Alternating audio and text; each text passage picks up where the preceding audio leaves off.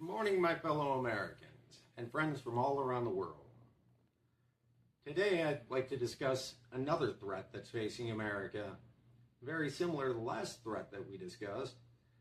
This threat is being launched by the same actors, the same people that have been attacking us economically, militarily. They're now trying to attack us spiritually. And this is something that has occurred multiple times throughout history. The rise and fall of dozens, if not hundreds, of empires that have dominated various regions all across the world were precipitated by their detachment from their faith. And this is a constant trend. This isn't a one-off, something that's happened a few times. This is something that has happened over and over and over. If you look back as far as 600 BCE, with the rise and fall of the Neo-Babylonian Empire, their strength came from their faith. Granted, that faith was pre-Christian faith. It wasn't Jewish faith. It was a different faith, one that isn't common in today's society. But when they became detached from their faith, that's when their Neo-Babylonian Empire collapsed. And that's something that we've seen on repeat. And it's something that very few empires did not fall because of their detachment from their religion or faith. Happened again to the Romans. It's happened time and time again. Most recently, it happened when the Iranian constitutional monarchy collapsed in 1979. That was predicated by a rise in anti-Semitism in the 1970s that led to the detachment from their faith and then their inevitable ouster by the Islamic Revolution in 1979. Now, another thing that we've seen multiple times throughout our history is that at times when America becomes divided, the USSR, Soviet Empire, Russia, whatever it's been called throughout the century, they've taken advantage of that division and used that opportunity to detach us from our faith.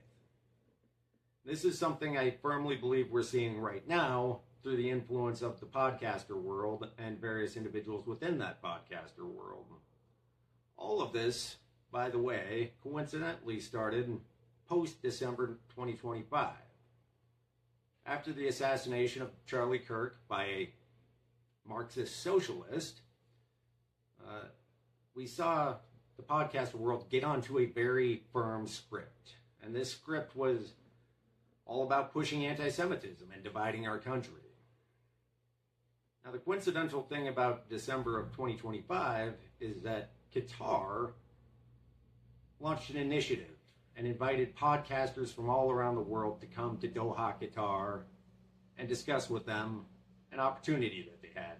Nobody outside of the podcaster world knows what was discussed. My speculation is that the Muslim Brotherhood, in conjunction with BRICS, predominantly Russia, offered these podcasters an incentive. Now, they couldn't give them money because that would obviously require what's called a FARA disclosure.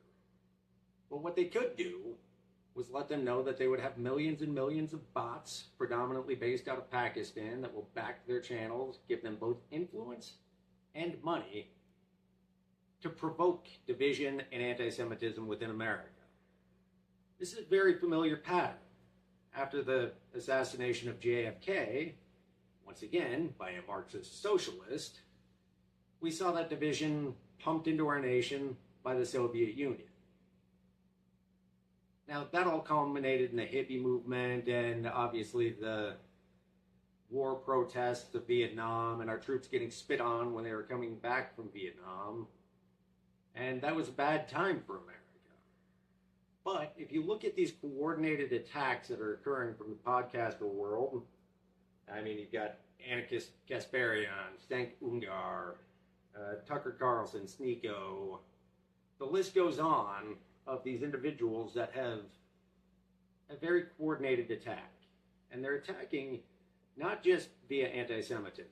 They're attacking the people that are guiding faith within America. You look at their attacks at Erica Kirk. Why would they be attacking Erica Kirk? Because she is trying to unite everyone behind faith and spirituality. That's something that the Soviet Union wouldn't have allowed after JFK's assassination, and the Soviet Union currently Russia, will not allow us to unite now. This is something that is very important to them. And so I believe the December 2025 gathering of the podcasters in Doha, Qatar, which incorporated Turkey. Interestingly enough, Turkey and Qatar are the primary backers of the Muslim Brotherhood currently. And both of them are known to have deep financial ties to predominantly Russia, but all of BRICS. Now, the Muslim Brotherhood and BRICS share a common role as being our largest enemies. Just like in the Garden of Eden, I think it's time for us to consider, do we want to take the bite of that apple, or do we want to stay joined to our God and to our faith, who has very clearly said he stands with Israel? I believe now is the time. Have a great day, America.